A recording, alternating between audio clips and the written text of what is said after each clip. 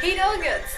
Happy holidays! So this is going to be the first of a series of video lectures on terrorism, global activity, IR, all these sort of activities and everything that you'll be basically watching during the break to make sure that you all don't fall down upon your MUN skills.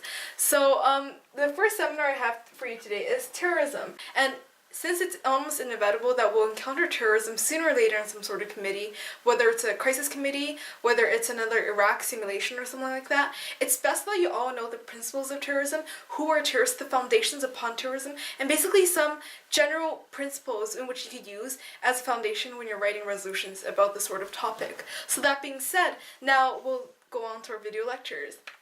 So firstly, what exactly is terrorism? When you think of terrorism, you might think like ISIS or the Al-Qaeda or the Taliban and all that. But what is the actual definition of terrorism? Well, the actual definition of terrorism is the systemic use of violence by a group in order to intimidate a population, coerce a government, or basically exert their influence in order to make sure that their demands are complied with. So terrorists consider violence as necessary because they bring forth grievances which are not addressed through peaceful means, and they also bring forth undisputed publicity towards their own cause. So who is really likely to be a terrorist? What does a traditional archetypical terrorist look like? Who is he? So traditionally, terrorists have been between the ages of 36 to 50. Although in recent years, there have been younger terrorists are recruiting much younger, and as a result we see many young men, especially in the Middle East, being between the ages of even in the late teens to the early 20s, carrying out suicide bomb attacks and other bomb attacks.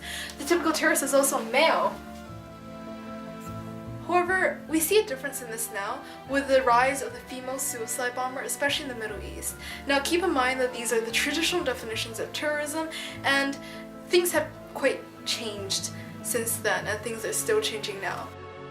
So one other fact about terrorists is that most of them are low income or middle class. It's quite unlikely to see a rich terrorist, but as always, there are exceptions. For example, Osama bin Laden, he was the son of a billionaire, and he actually used his own multi-million-dollar bank account to fund the Al-Qaeda. So of course there's always exceptions, but most terrorists tend to be poor or middle class, at least in their country of origin. The surprising thing about terrorists is that most of them have little to no criminal record. Now, it's not that surprising once they think of it, because if you're really going to be placed in another country, say as a sleeper agent or something like that, and people are going to be tracking you, you're constantly under suspicion of you actually being a terrorist. Who do you think the terrorist organization is more likely to send into a foreign country to wreak havoc? Someone who has a known criminal record of all these sort of like different strings of offenses and everything, which will immediately show up if you search someone's profile, or someone who has a little to no criminal record, someone who could easily slip under the radar and attack when it's unexpected. Lastly, you wouldn't really expect someone with a family to go into terrorism, so as a result, most of the terrorists are all single. However, the thing is, now with ISIS sweeping through Iraq, and ISIS actually offering people like wages, medical benefits, rest days and all that, which they haven't really had before, more and more married men, more and more people with families are actually choosing to join these terrorist ranks. So that might be something you might want to keep into account when you're writing a resolution that's sort of akin to a Marshall Plan or something, a plan of prevention towards more terrorist recruitment. So that being said, this is a profile of a terrorist you might want to look over a bit more. Here are the different types of terrorism as a whole, not on the individual level, so you don't get confused.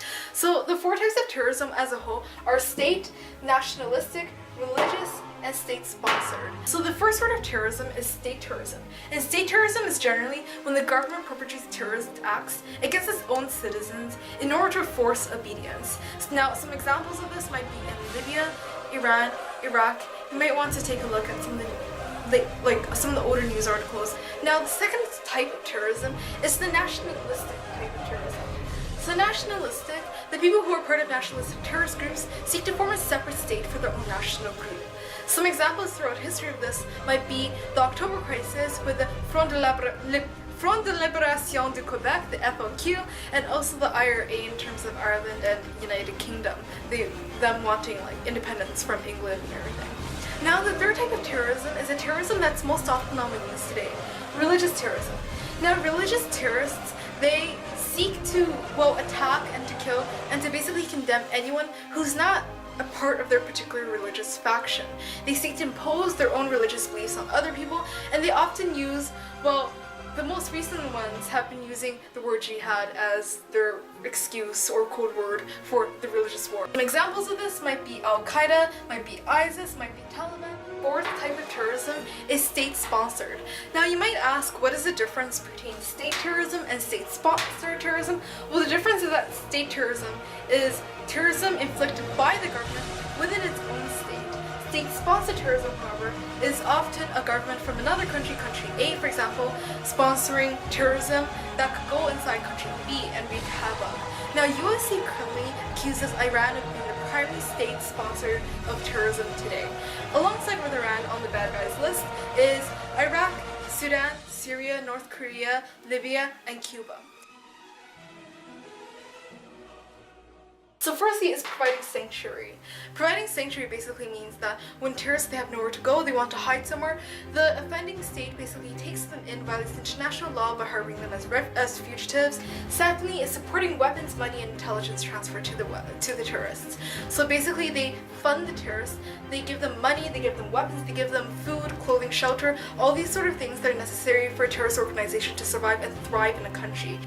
Thirdly, planning attacks using terrorists. Now, this is one of the most blatant ways a country can support terrorists. They actively plan the acts as terrorists, and basically they have these black missions in which they just, well, send the terrorists in as a proxy of their own government and wreak havoc upon an enemy state.